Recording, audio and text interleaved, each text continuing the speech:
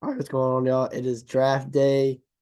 It is currently 5:21. We are under 3 hours left before the draft. I tried to hold off recording as long as possible, like hoping maybe there was a trade that comes in or some reports to come out, and it's been quiet. It's been completely quiet.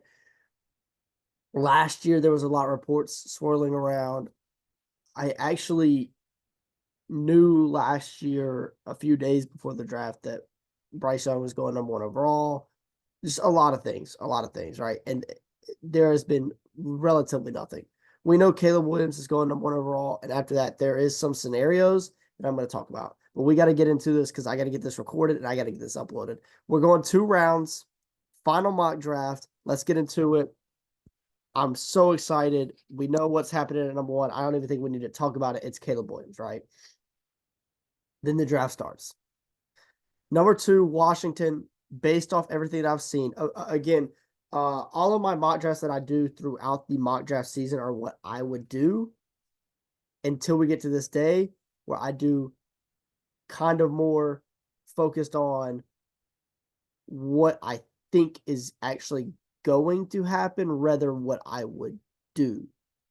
Now, if I was Washington here at 2, I would take Drake May. I would take Drake May. However, per everything I'm seeing, fit wise, scheme wise with Cliff Kingsbury, and per Vegas, which granted last year Will Levis was the favorite to go number 2 overall for a good little while. And he ended up going in the second round. Jayden Daniels is all the way down to -1,000 last time I checked. Um, so my pick here at number 2 is going to be Jayden Daniels. I would not be shocked at all if that is the case. Let me scroll the screen down here a little bit. Also, I am not sick, but my allergies have been bothering me really bad. So I feel like I'm sick. So if I kind of sound groggy and stuffed up and stuff, and you hear me like sniffling stuff like that, that's why. Number 3, the Patriots. This is where the draft really, really starts because I've kind of already put it in my mind that Jayden Daniels is going number 2 overall. I know it's going to be Drake May here. However, it is who is going to pick Drake May, right? The Patriots, Robert Kraft, Jerron Mayo, all these guys. Hey, we want to take a guy at a high positional value, a young guy. Robert Kraft straight up was like, yeah, I want a young quarterback. All this, all that. All of those signs lead to Drake May going here at 3, right? To New England. However, there is that other side of it. There is Minnesota, who picked up 23 in a trade a few weeks ago. It would make sense for them to trade up, right? However, they're going to have to give the house to come up from 11. From the Patriots standpoint, it makes sense for them to do the trade right there, right? However, based off what I've seen, I think a lot of things have been smoke screened. I saw that Minnesota is more than comfortable. Again, and I'm going off of reports that I saw. I'm not saying any of these things are true, right? Some of these reports could be absolute smoke screens, absolutely fake. Based off what I've seen from reputable sources that I somewhat trust, Minnesota's fine with staying at 11 and 23. And I think they should. I'm going to get to it here in a minute. Spoiler, I'm not trading out from 11 with Minnesota, and I still think they can get J.J. McCarthy just fine. However, enough yapping there. It's going to be Drake May here at 3 for me for the New England Patriots. However, I would trade out if I was them. 4, Arizona. I know there's been, Arizona's looking to trade out. Arizona's looking to trade out. Guys, their biggest need by far is a wide receiver, and you've got one of the best wide receiver prospects we've seen in a long time on the board there, and Marvin Harrison Jr. Now, I have heard per the NFL Stock Exchange podcast, Trevor Sikkema and Connor, why can't I think of his last name? Anyways, that they were reading something from a guy from the Athletic, I think, that supposedly a lot of teams like Malik Neighbors, like more than Marvin Harrison. And I think that's kind of crazy. I'm not saying Malik Neighbors is bad, and my pick right here at 5 would be Malik Neighbors, but like, yeah, I don't know. That just shocks me. So if Arizona's saying, hey, we think that we can, move out from 4 here, I've also seen kind of what Arizona did last year where they traded out from what were they picking last year? 3? Yeah, they traded out from 3 to 12 with Houston and then came back up to 6 with Detroit, Who knows if they do that? 5 with the Chargers, I've seen a lot of buzz that this is now going to be an offensive tackle. But I'm not buying it. I'm not. They need a receiver so bad. Malik Neighbors is that receiver that you need in Los Angeles. Now, if they do go tackle here, even though I think Joe Alt's the best tackle in this class, and I think Talise Fuaga is the second best tackle in this class, if they go tackle there at 5, it's probably going to be J.C. Latham, if I'm being honest with you. At 6, Giants, it's been the same for me for a little while with this, just with how the board shapes out. It's got to be Rome Odunze there. Now, if Malik Neighbors and Rome Odunze are both there, I think it gets interesting for the Giants because, you could take the guy that's got more traits across the board in Malik Neighbors, or you can get a guy that you don't have a build of like Rome Odunze in your wide receiver room already. Interesting pick for them at 6 if both of those guys are on the board. But with just Odunze still being there, give me Odunze. 7, tight ends, easy. Joe Alt, book it. That's about the second most guaranteed pick in this draft, in my opinion. If I had to put down $500 on 5 guaranteed picks, that would be the second one I put. Obviously, the first one would be Caleb Williams at 1. 8 with the Falcons, I definitely understand, a lot of people wanting to trade out of the spot when doing mock drafts, and I think it's almost imminent that they could trade out of here. But the thing is with them is all last year, I sat there and I let it bite me. The Falcons are taking Bijan. But they're going to trade out because they can trade out and still get Bijan because nobody else is going to take them.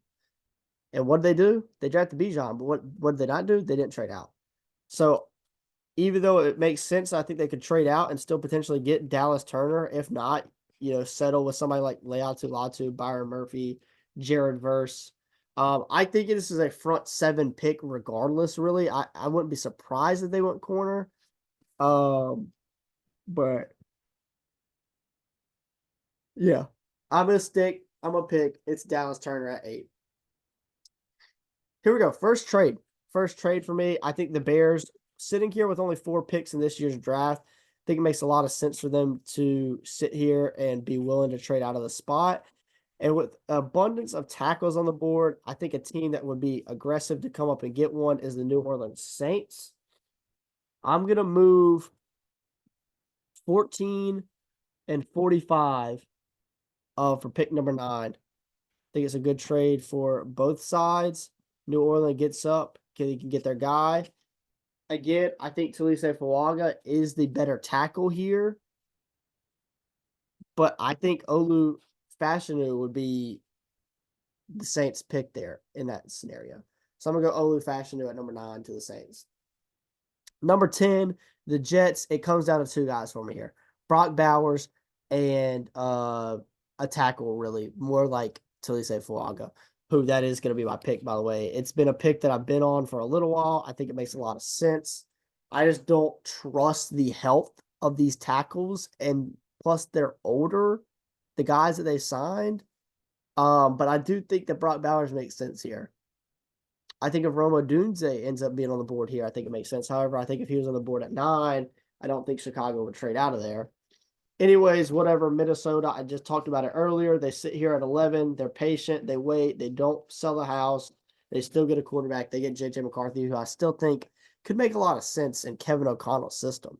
Doesn't have to start right away. You've got Sam Darnold, all of this, all that. I just think him still sitting there would be the pick. And I think that this could start a QB run. I've seen a lot of, higher up people saying, hey, Bo Nix at 12 to Denver, Michael Penix Jr. at 13 to the Raiders. However, I can't bite that yet.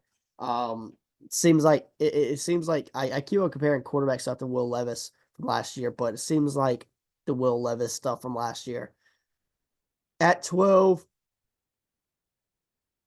I could see why Denver considers a quarterback. They did trade for Zach Wilson the other day also. But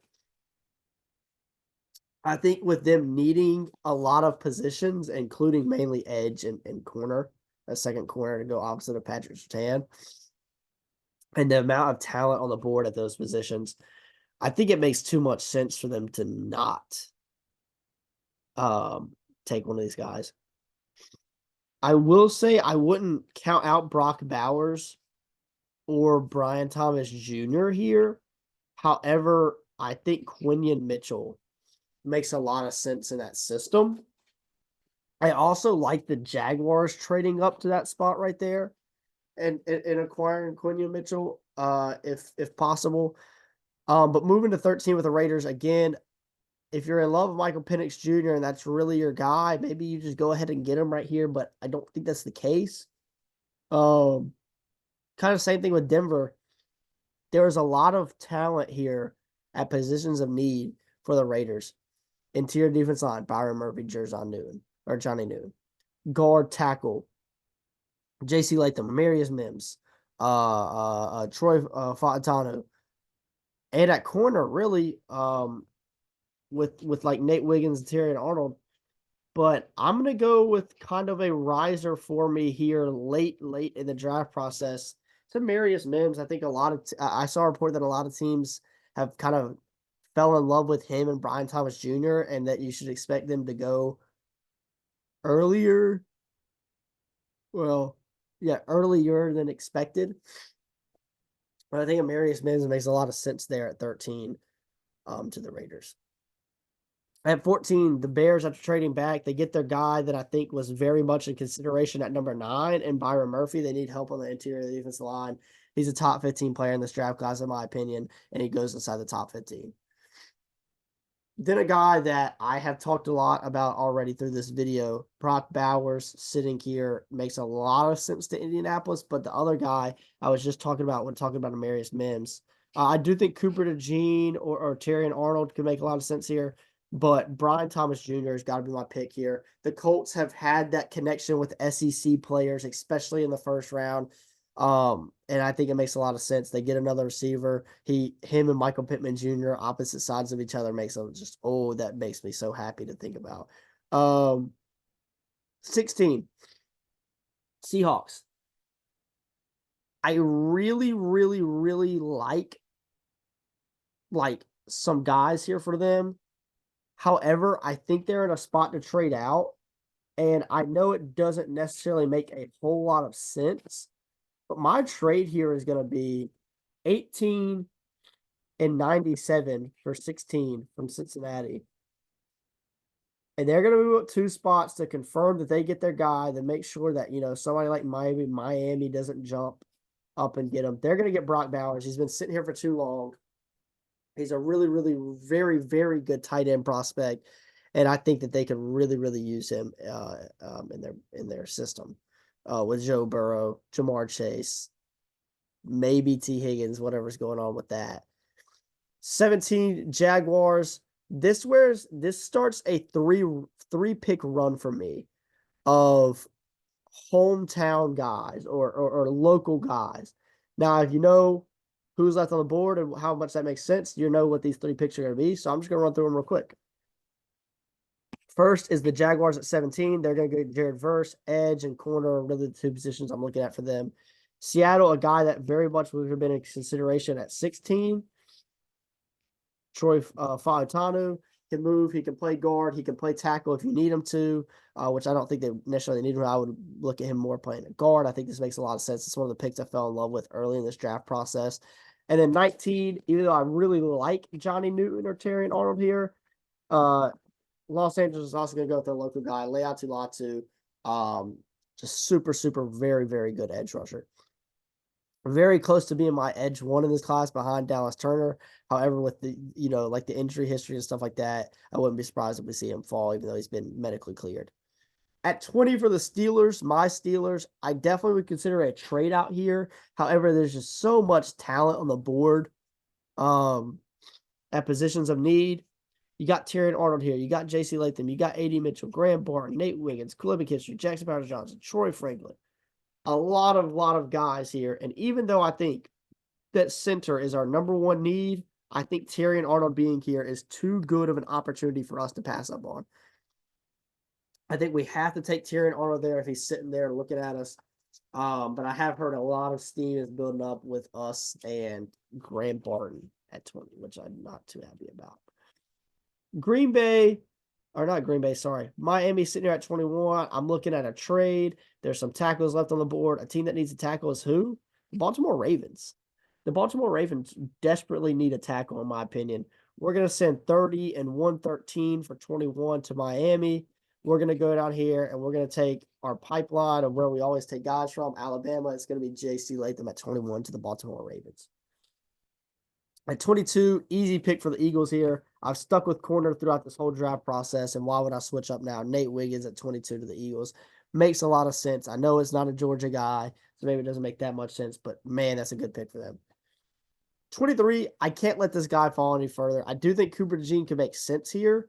However, I can't let this guy fall any further. It's going to be Johnny Newton out of Illinois. If I'm a Minnesota fan, I like that pick. I really do. 24, Cowboys, easy pick here for them. They don't have a center right now. They go get the best center in the class, Jackson Powers Johnson, who is a first-round pick, in my opinion. Cooper DeJean, I mean, come on, guys. Green Bay loves Iowa and Georgia players. Iowa player who can play safeties, which is their biggest need, in my opinion, is sitting right there in their face. Why would you not do it? I do think Graham Barton's in play there, though. But plug and play safety from Cooper DeJean right there. 26 with the Buccaneers. This is a tough spot.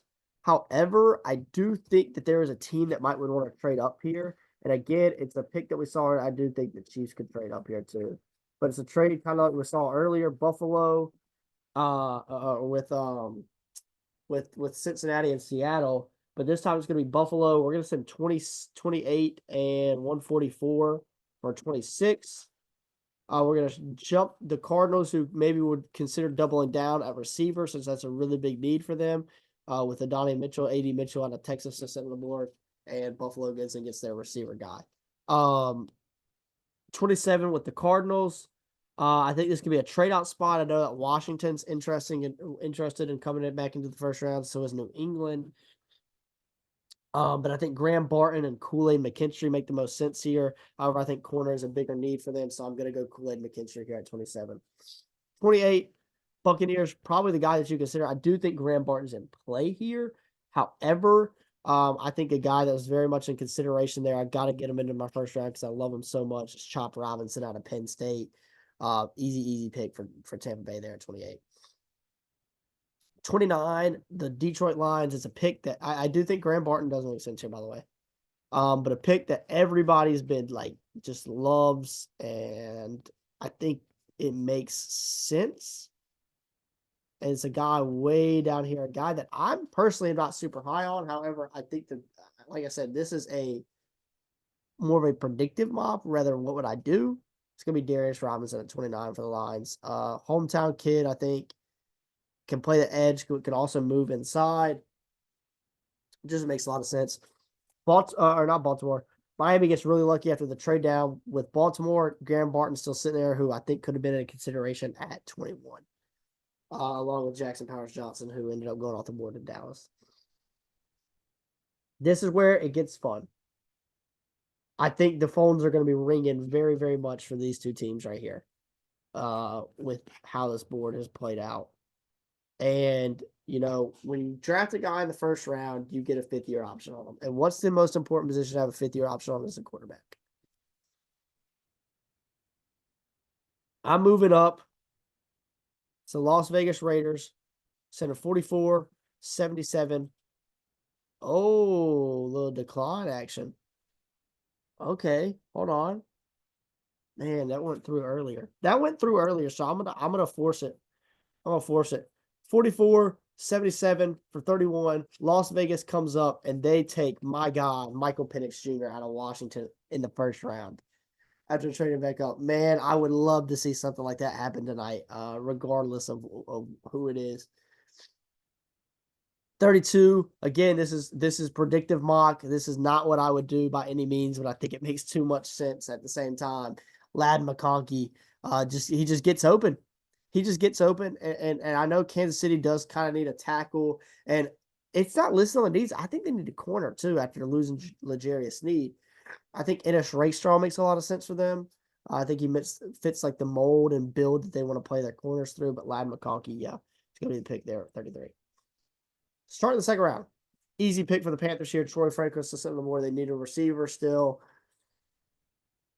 I think linebacker is probably their second biggest need. But I think Troy Franklin makes a lot of sense at 33 there for the Panthers. All right, sorry guys, I had to pause real quick.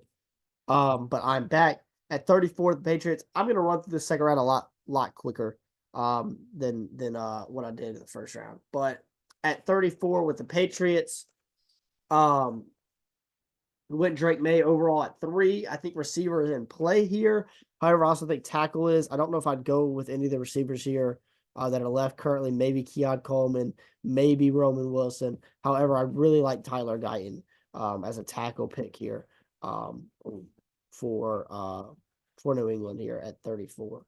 At 35 with Arizona, again, like I said, running through this quick. Zach Frazier, need interior help, need a center, works out for him. Washington, if Zach Frazier is still on the board here, this would be the pick for me here. However, Jordan Morgan, you kind of need help all over that offensive line, even though you went out and you got some guys. I still think you need help across the offensive line, especially at guard or tackle. I think Jordan Morgan can play both. 37, you've got your pick of Michigan guys here if you're Jim Harbaugh. You've got Roman Wilson since you could still use a second receiver, however you did go Malik Neighbors at number 5. I think Roman Wilson would be the pick here if you go tackle at number 5. But then that leaves you with Junior Colson, who I think could go as high as here. And I also like Mike Sanders still here, and that's going to be my pick for Los Angeles at 37. 38, Tennessee. Pick your wide receiver. Who do you want? I think a slot guy makes more sense than a deep ball guy like Keon Coleman. So with that being said, I'm going to scroll down the board here. I'm going to take Xavier Worthy out of Texas at 38 to the Titans. RIP Traylon Burks at that point because Xavier Worthy is taking the spot. 39, I think linebacker or corner in play. I do think Peyton Wilson makes a lot of sense because the Panthers love their NC State guys, local guy too, but I'm just so high on Edgerrin Cooper. It's my linebacker 1. So I gotta go Edgerrin Cooper there at 39 to the Panthers. 40 Washington, easy pick for me here. I do like Tyler Nubin. I do like Jayden Hicks. However, my safety number technically 1, unless you're counting Cooper DeJean as a safety, which I kind of am. Javon Bullard out of Georgia. I like him a lot. I think it makes a lot of sense there for Washington.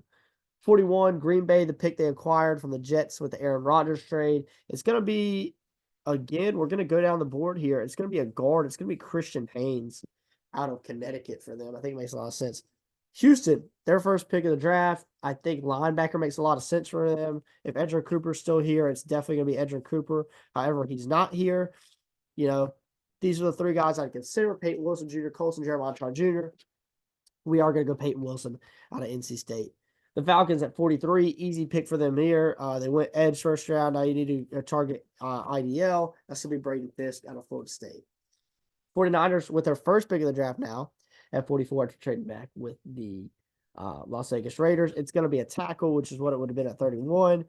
You probably would have looked Tyler Guyton, Jordan Morgan there at 31. However, they're not here anymore. You're going to have to settle for the next best guy. It's going to be Kingsley Suamataia out of BYU. I think he has time to be able to develop if going to San Fran also.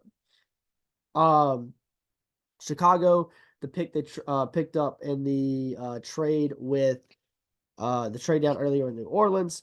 Maybe Tyler Nubin's in play, maybe Adisa Isaac, but I really like Keon Coleman coming there into that offense with Caleb Williams. And I also went Byron Murphy in the first round. I think you look corner here for sure if you're Indianapolis because you got your receiver in the first round. Ennis Rakestraw, Kamari Lassiter are the 2 that stand out for me. I'm going to go Ennis Rakestraw Jr. Out of Missouri. Fun pick here at 47 with the New York Giants. Even though they do need some stuff, they did go Roma Dunze in the first round. I think defense is very much in play. I think TJ Tampa makes a lot of sense here. However, I'm going to be a little fun with it. I wouldn't be surprised if it happens. I'm going to go Bo Nix at 47 to the New York Giants. At 48, a guy I was just talking about, TJ Tampa out of Iowa State, corner, press man, makes sense in Jacksonville's system, which is also why earlier in the video when I said I wouldn't be surprised if they traded up to try to get Quinn Mitchell, I think that's why that makes a lot of sense for them. 49 Bengals, we traded up 2 spot, got Brock Bowers. Here we're going to target IDL. And my next best guy on the board here is going to be Rook Ororo out of Clemson. 50 for the Eagles. I think it's a linebacker. I think maybe Tyler Nubin you could look at, but in my opinion, it's a linebacker here. Because I just think that that's what the Eagles do. They just kind of do this weird drafting method. 51 for the Steelers, my Steelers. Tough pick here. Very, very tough pick here. You're out of centers. In my opinion, maybe Kieran Armagaji's a tackle option, but I think you got to look receiver at this point. Roman Wilson still being here. That's going to be my pick here for the Steelers at 51. Roman Wilson out of Michigan. 52, Rams, Kamari Lassiter. They need a corner. They didn't go corner at 19, which is very much in play at 19. Boom. Easy pick for them right there out of Georgia. 53, Eagles on the clock again. I'm looking receiver. I like Jalen Polk. Makes a lot of sense. 54, Cleveland's first pick of the draft. This is a guy that I've been doing 2-round mocks all year. A guy that I've looked at 54 for the Browns. I think it makes a lot of sense. Jeremiah Trotter Jr. out of Clemson, which makes me upset because Clemson players that I like always go to teams that I don't like. 55, the Dolphins. I like Jatavion Sanders here a lot. I think it's in play. However, well, maybe I can go him there. I'm going to go to Jatavion Sanders. I think they need a tight end. 56, the Cowboys. Easy pick for me here. They kind of need a running back right now. They're going to get the local guy. And first running back off the board, Jonathan Brooks out of Texas, even though he's not my running back one. However, I think it makes a lot of sense there. 57, Tampa Bay. I think you definitely corner after you went edge in the first round. I think interior could be in play. However, I just don't know if any of these guys, I don't know if it makes sense for them. So I'm going to go corner, and I'm going to go another local guy and Renardo Green out of Florida State. 58, Packers. I'm going to go Michael Hall Jr. That's my next favorite guy here on the interior of the defensive line. Thinks makes a lot of sense for them. He could also, push out to the edge maybe a little bit. Second running back is going to come off the board here to Houston at 59. It's going to be Jalen Wright, a guy that has a lot of receiving back in him. Reminds me a lot of Tajay Spears last year in the draft. I think it makes a lot of sense at 59 for the Texans. 60 for the Buffalo Bills. Let's get right to it. It's Tyler Nubin. He's been sitting here too long. They need a safety. I think it makes a lot of sense. 61, Detroit. I'm going to go guard. I'm going to reach a little bit. I think it makes sense for Detroit. They always like to reach. Cooper Beebe out of Kansas State. Probably my guard number 2 in this class behind Christian Haynes, who I had go earlier. That are listed as guards at least, because I do think Troy Fautanu and Jordan Morgan and Graham Barton could all end up playing guard. 62, Ravens, first round. We moved up. We got J.C. Latham. And right here, you got to look receiver, I think. And I think Xavier Legette out of South Carolina makes a lot of sense. A guy that can go up and get the football, Xavier Legette. Maybe Ricky Pearsall, but I like Xavier Legette a lot more than Ricky Pearsall. 63, coming down to it, BPA for the 49ers here, Adisa Isaac out of Penn State. And last but not least, a guy that maybe could kick inside to IDL is a guy named did I miss him? I just mixed up. Marshawn Kneeland out of Western Michigan to the Kansas City Chiefs at pick 64. That's it. We are approaching now. It's 5:51. We are approaching 2 hours to NFL draft time. Let me check my phone, make sure nothing happened. But that is my final predictive mock. But nothing has happened. Now, granted, something could happen between now and then. But supposedly the Jaguars are very, very much trying to move up from 17 per Ari Mirov. So that's it. I think that's it right there. That's going to be my final mock. I appreciate everybody's support through this process. I am going to have videos coming out early next week after the whole try draft process is over and I've been able to sit down, think about stuff, and grade the picks. I'm going to have report cards coming out for the picks. I promise you guys, for every single team. I promise you guys, last year, the year before, I think, and I didn't come through. I'm coming through this year. All 32 NFL teams, NFL draft grades. I'm super excited and I appreciate everybody's support through this draft cycle. And I wish y'all nothing but the best. I appreciate the support. I appreciate y'all tuning in. And I will see y'all early next week. Go Steelers and happy drafting, everybody. Peace.